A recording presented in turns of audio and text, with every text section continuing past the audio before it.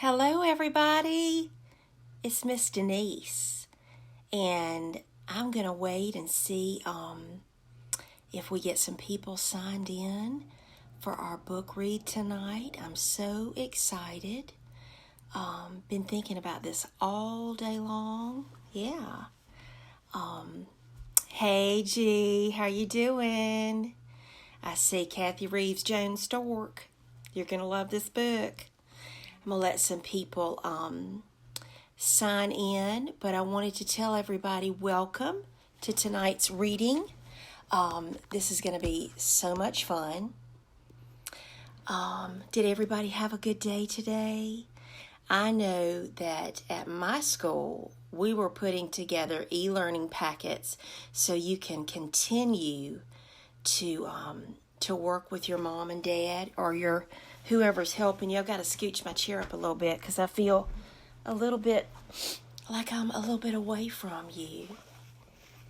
Okay, tonight's book is going to call for a prop.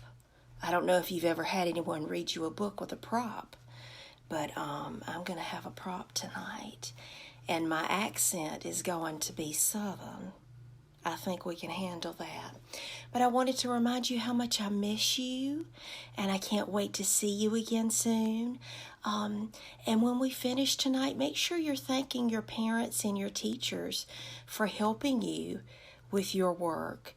But tonight's not about work. Tonight's about our new book. And here is my prop tonight, since I will be reading Southern. I will be a Southern belle reading to you about a book, a little girl named Chrysanthemum. Have you ever read that book before? Have you? Oh, it's one of my favorites because it's about a little girl who gets, kind of picked at about her name. And I don't know if you've ever been picked at before. I know I have, and it's not a good feeling. But by the time we finish this book tonight, you'll have a good feeling. Okay, so why don't we get all snuggled in and let's find out a little bit about Chrysanthemum. So our book, we'd like to thank the publishers, Scholastic Books, and I will be providing a link on my Facebook to thank all of the publishers that we will be reading from.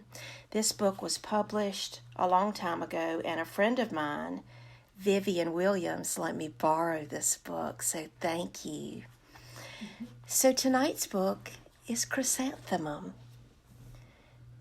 The day she was born was the happiest day in her parents' lives. "She's perfect," said her mother. "Absolutely," said her father. And she was. She was absolutely perfect.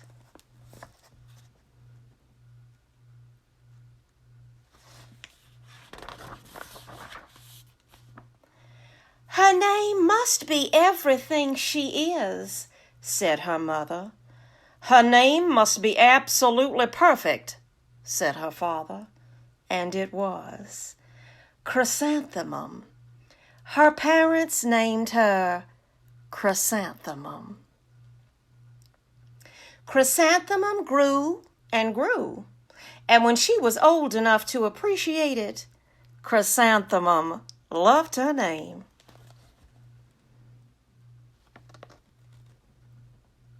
She loved her name.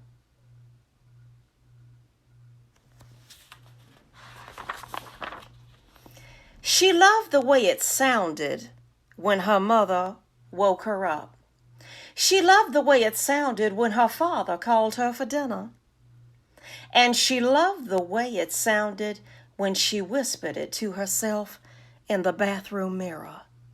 Chrysanthemum, chrysanthemum, chrysanthemum.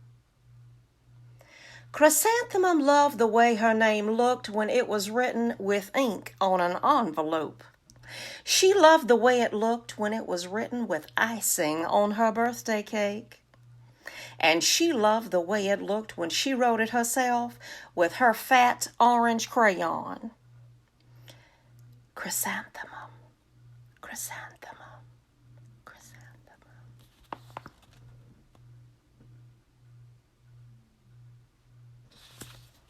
It's a big crayon. Chrysanthemum thought her name was absolutely perfect. And then she started school. On the first day, Chrysanthemum wore her sunniest dress and her brightest smile. She ran all the way. "Hooray!" said Chrysanthemum. "School!" I bet that's how some of y'all feel right now. Look at her.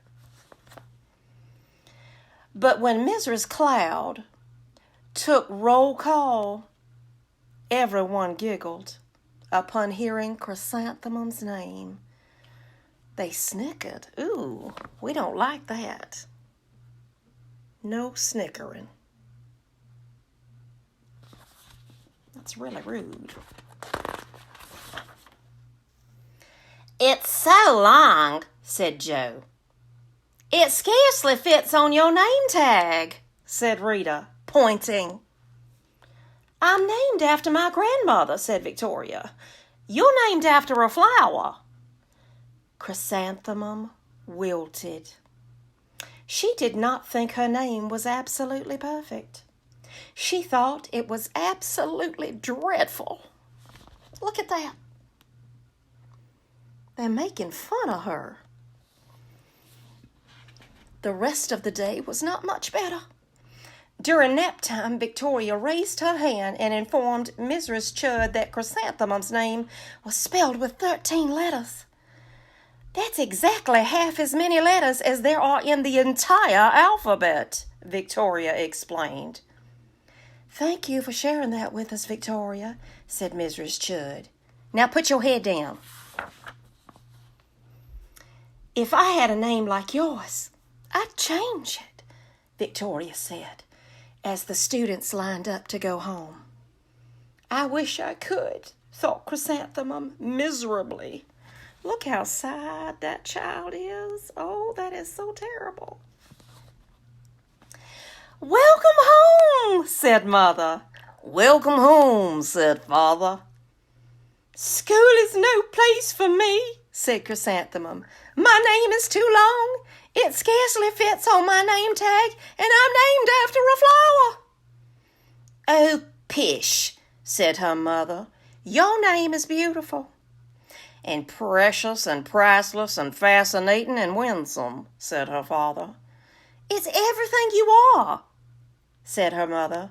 "Absolutely perfect," said her father. Because when we're sad, we run to Mom and Daddy, don't we? Chrysanthemum felt much better after her favorite dinner, macaroni and cheese with ketchup, and an evening filled with hugs and kisses and parcheesi. That night, Chrysanthemum dreamed that her name was Jane. It was an extremely pleasant dream. Look at that.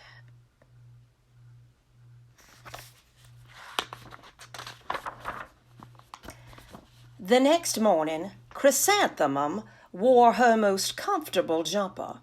She walked to school as slowly as she could. She dragged her feet in the dirt. "Chrysanthemum, chrysanthemum, chrysanthemum," she wrote.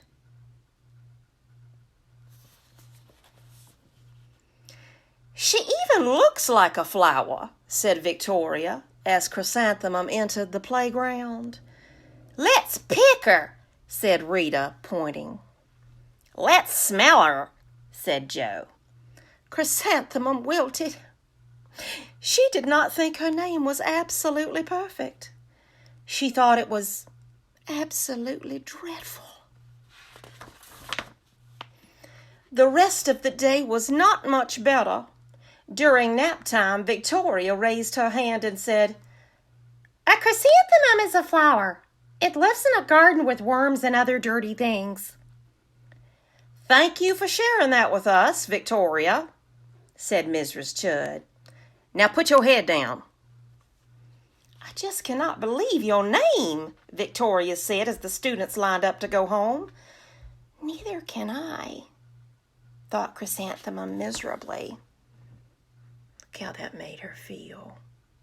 That's so sad. "Welcome home," said Mother.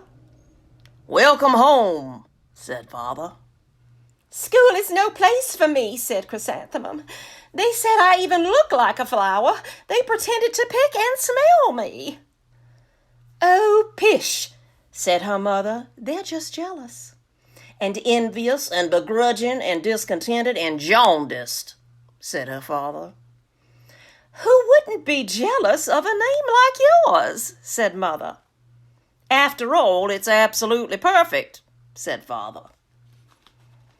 Chrysanthemum felt a trifle better after her favorite dessert, chocolate cake with buttercream frosting, and another evening filled with hugs and kisses and parcheesi. That night, Chrysanthemum dreamed that she really was a chrysanthemum. She sprouted leaves and petals. Victoria picked her and plucked the leaves and petals one by one until there was nothing left but a scrawny stem. It was the worst nightmare of Chrysanthemum's life.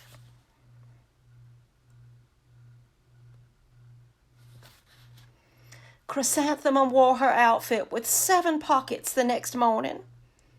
She loaded the pockets with her most prized possessions and her good luck charms. Chrysanthemum took the longest route possible to school. She stopped and stared at each and every flower. "Chrysanthemum, chrysanthemum, chrysanthemum," the flowers seemed to say.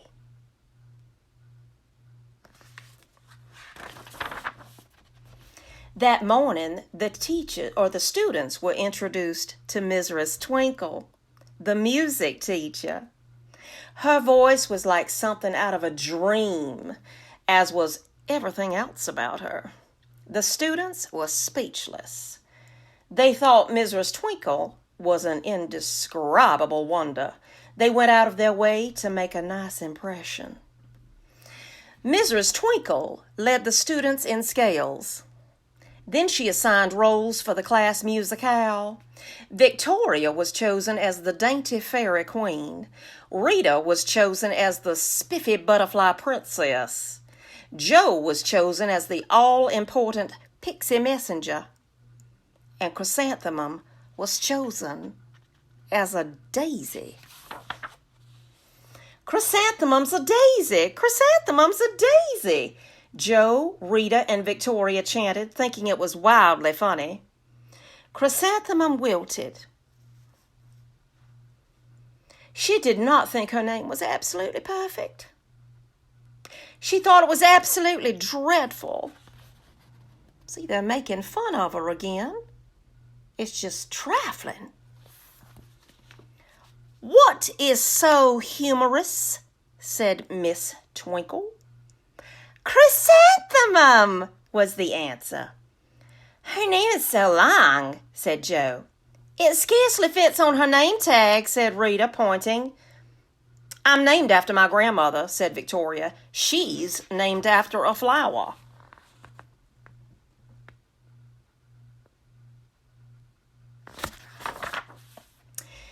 "My name is long," said Mrs. Twinkle. "It is?" said Joe. "My name would scarcely fit on a name tag," said Mrs. Twinkle. "It would?" said Rita. "And," said Mrs. Twinkle, "I'm named after a flower, too." "You are?" said Victoria. "Yes," said Miss Twinkle. "My name is Delphinium. Delphinium Twinkle. And if my baby is a girl, I'm considering Chrysanthemum as a name. I think it's absolutely perfect."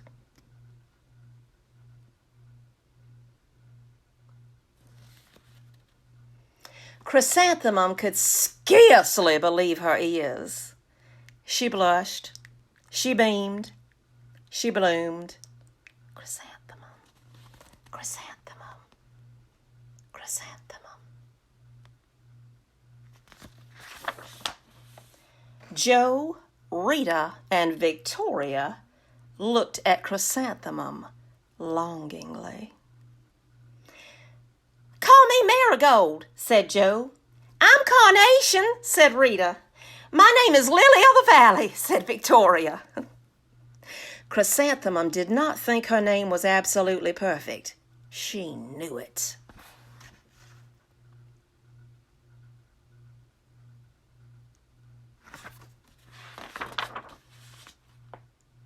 The end. Now, how many of y'all have sometimes been picked on? You know, you just have to hold your head up high and know that you are what you are. You are the best you there is. There's no one else like you. Tomorrow night's book is going to be about that as well. There's no one else like you. Make sure that you thank and hug your mom and dad tonight, or whoever's helping you with your e-learning, and make sure that you're good with your lessons tomorrow, because tomorrow night at 8 o'clock is another live book by Mrs. Denise. So after we finish tonight, I will upload this and then put it back on Facebook so you can watch it again if you like. And what does Miss Denise always say? You are kind, you are smart, you are important, and more than anything else, you are so loved. I love you. Good night.